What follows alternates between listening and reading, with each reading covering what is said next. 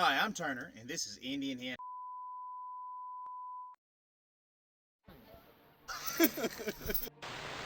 This is the Will and Bailee takeover. Oh, this is a scary thought. Ready?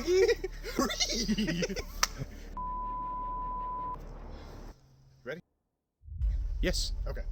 Oh, we've been rolling this whole time. Yeah, this is all for you. I've got all this crap. It's almost as bad as the group chat. Oh no, we're all going to jail if the group chat gets. All right, welcome to Indian Hand Outdoors. So today, Who are you, dang it? yeah, Identify yourself. welcome to Indian Hand Outdoors. I'm Bailee, And I'm Will. and today we have a gun myth for you. So, a previous job that I held was in law enforcement, and when going through the academy, I had a sort of myth explained to us. What we were doing towards the end of the academy was talking about backup guns. The old saying that one is none, two is one, and one is none, right? That's it. So, talking to our drill instructor, he personally had a lot of experience. He'd been on the department 10 years. He'd been in the military before that. He said he preferred to carry a revolver, a wheel gun. And specifically, he carried it in a shoulder-style holster. His logic was, in case somebody, which had happened on our department, in case somebody attacked him from behind, he could easily get to that weapon to get his attacker off of him, then try to draw and turn. So, his logic was a wheel gun would chew through a shirt or not get hung up on a shirt. Now, I, being a broke law enforcement officer who had just got out of the academy, did not have money to go buy a nice revolver or even a higher end pistol. So what I had was a Ruger LCP. I had a semi-auto small pocket 380. And that is like what your pawpaw probably takes to church with him. That's exactly right. What Pawpaw puts in his pocket. That's what I had.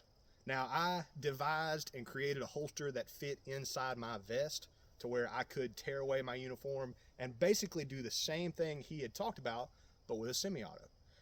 And it always, thankfully it never happened to me. I never did get attacked and put in that situation, but it Are always... you ready now? Apparently we're going to try today. So the idea is, what would function better? Would a revolver function better to get attacker off of you, or would a semi-auto function better to fire through and close to a jacket or a shirt? So we're going to test that out today, try a couple different shirts, a couple different jackets, and then we're also going to do some other fun stuff. So here we go. I'm going to ask that he doesn't injure me today, but I'm going to be the baddie. Okay, so and this is just kind of giving the scenario we're talking about of you're doing something. Let's you've got poor situational awareness, which you should always have excellent situational awareness. So we don't want this to ever happen. But if for some reason somebody was able to get behind you and get you like this, if you had a shoulder holster, could you unsleeve it and fire off 2 rounds to shut him loose, and then assess the situation? Obviously we did. All right, so today what we've got is a Smith & Wesson Bodyguard chambered in 380. All right, so this is similar to the gun that I carried as my backup gun. I carried a Ruger LCP. My wife currently has that and told me I could not bring it, so I brought my other 380. We also have a Rossi 38 Special. So, Double action. double action. We're going to see what will eat through a shirt and see if it'll get hung up. In addition to these are 2 great backup guns. We also have, Will, what did you bring? Right here we have a Glock 43. Just single stack, 9mm, 6 rounds plus 1. Then also, to go along with that, we have the very ubiquitous Glock 19. 15 plus 1. Good general all-around handgun, still concealable, possibly duty applications. You could definitely carry in like a shoulder holster Absolutely. or something in that application. Yes, and these are probably 2 of the much more popular conceal carry Absolutely. options that people go for. Glock 19, there's it's typically skinny people, but fat people conceal carry the 19. He's talking about me. He's talking. I'm a little. He's talking about the cameraman. But anyway, So for this test, what we're going to do is we're going to try to fire 2 rounds if the weapon will cycle, and then we're going to try to get off of the target and fire 2 more. All right. Again, don't try this at home. We're relatively trained professionals. We're going to try to drape that over and kind of keep it tight. See if it's going to malfunction.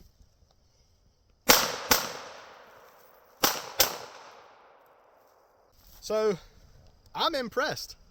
You know, I tried to hold that on tight for the first 2 shots. It definitely blew out the shirt, which is pretty cool.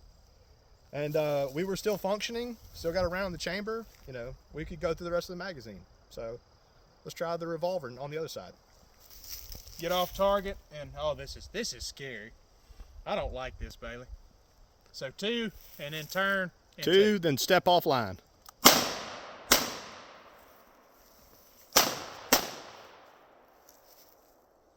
That was frightening. I do not like that. I do not like that, Sam. I am. Well, I don't know about that one. Yeah. Did I blow a hole in my actual shirt? No, you're good. Got a little powder on it. Glock 19.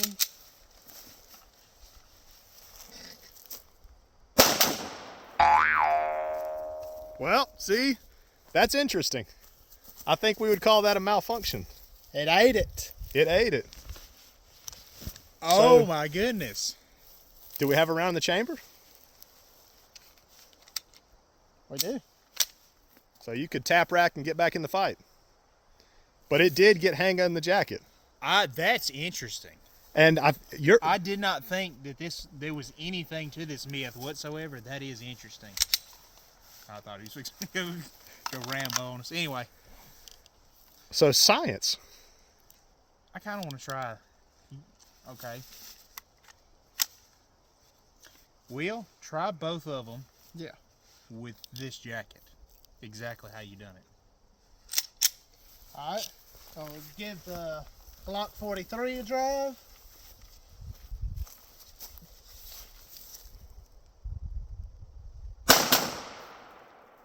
So it did come through, Yeah. but it just didn't get hung up. Yeah, not as bad. But you saw, I pulled it and started bringing the jacket with it. So that would be something to consider, that once you start firing, the gun's going to go through the jacket. All right, going back with the Smith & Wesson Bodyguard, got a little bit thicker jacket instead of a shirt. We'll see what happens.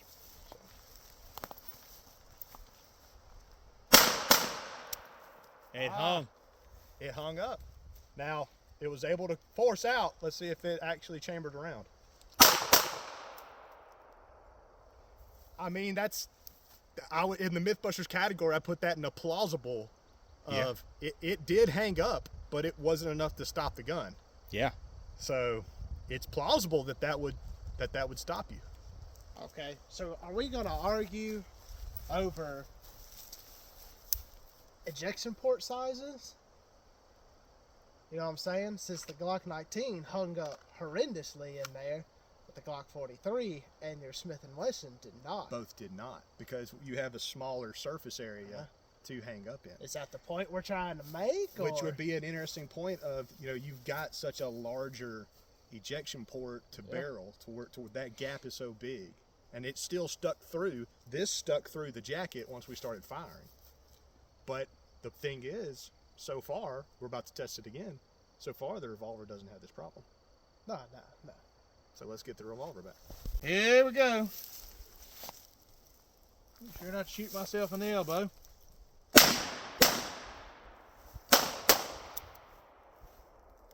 So, still functioning.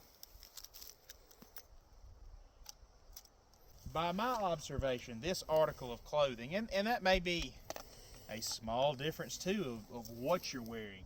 That light t-shirt may be less prone, or button up may be less prone to grab than this kind of thick. This is like a 2-layer. Yeah, windbreaker.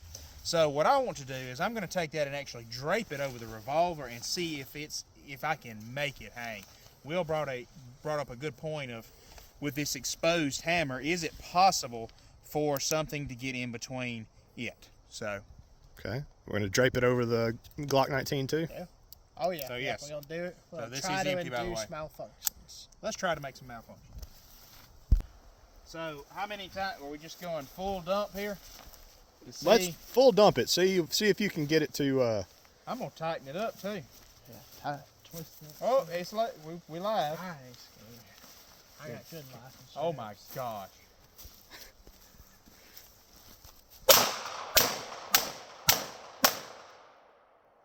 That's 5.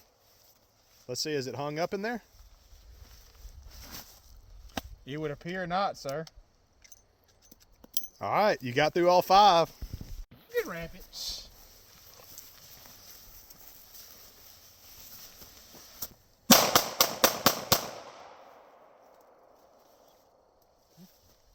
Keep going.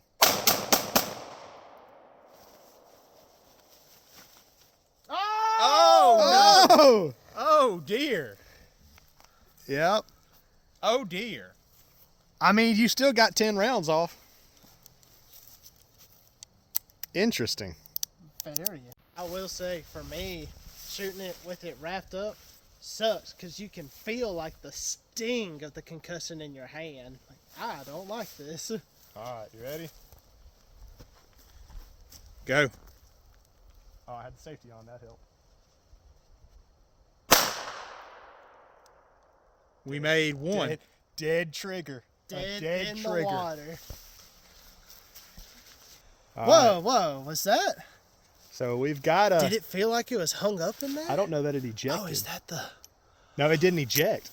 It didn't Very. even eject Wow. the first round. All right. All right, that's Try cool. again. That's something Interesting. different. Okay, we're going to try another myth similar to this. Instead of wrapping it around, we're going to do the old gangster carry it in your coat pocket and shooting through the coat pocket. So give us a minute. So this is kind of the same situation, just not as much material. Let's see if it'll function. So we got 2 rounds off. Let's see what happened here. Yeah. Oh, wow. Look at that. Okay. Oh, wow. Okay, we're going to clear this.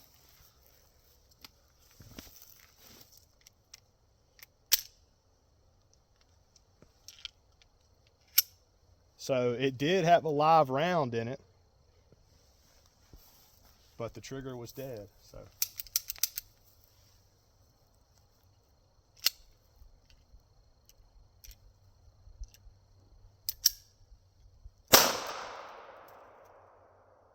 interesting. All right, ready? Yep.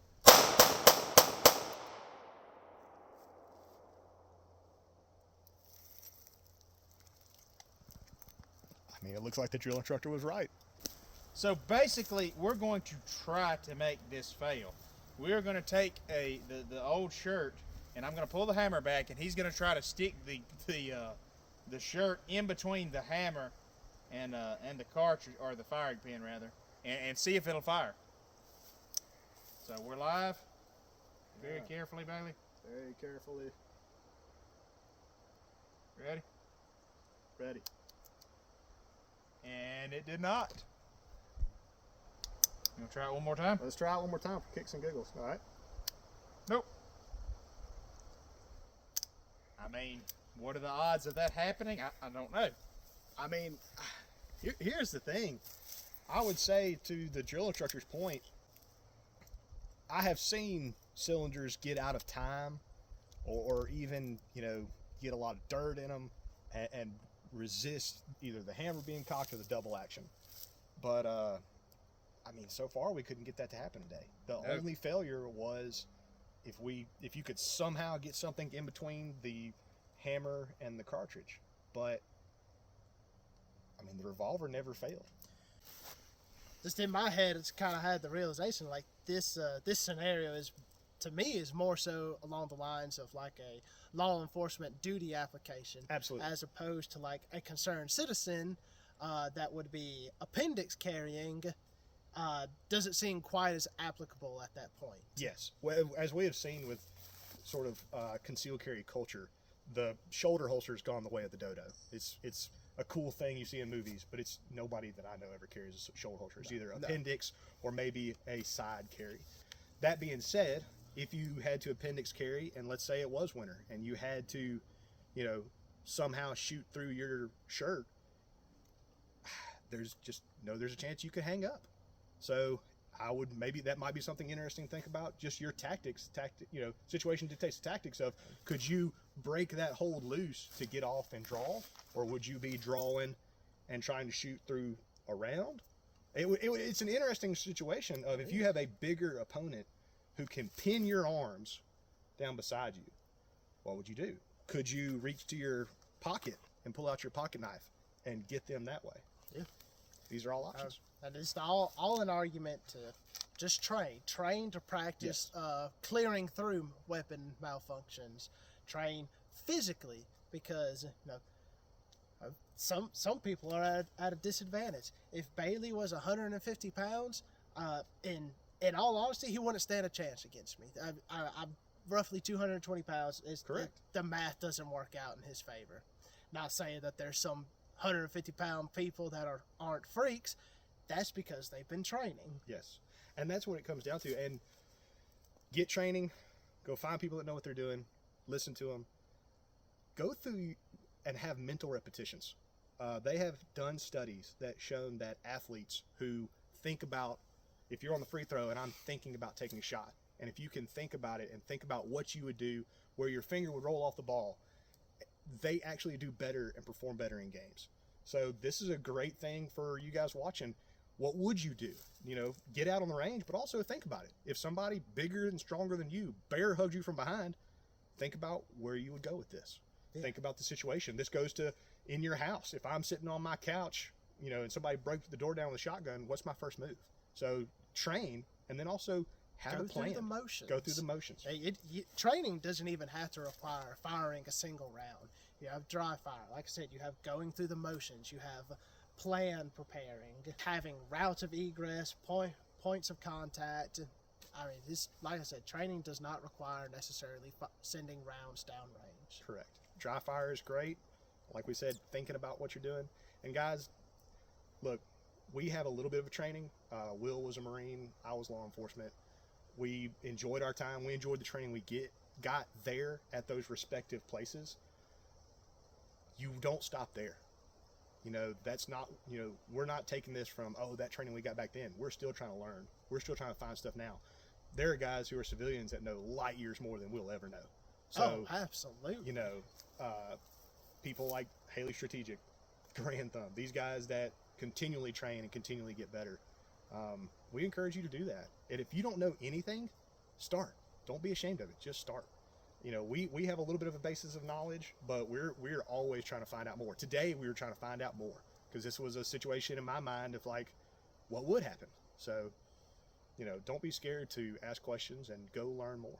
And don't be afraid to subscribe and like. Leave a comment under the video of what your personal CCW weapon is. Yeah. Tell us what you would do in this situation. Like, share, and subscribe. Thank you for watching Any Hand Outdoors. I'm Bailee. I'm Will. We'll see you next time. God bless.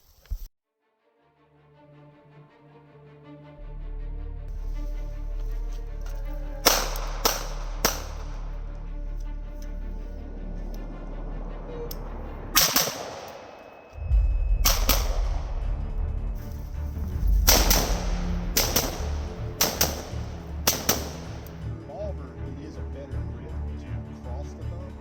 Semi-auto, you want to stack the thumbs. Yeah. Especially on a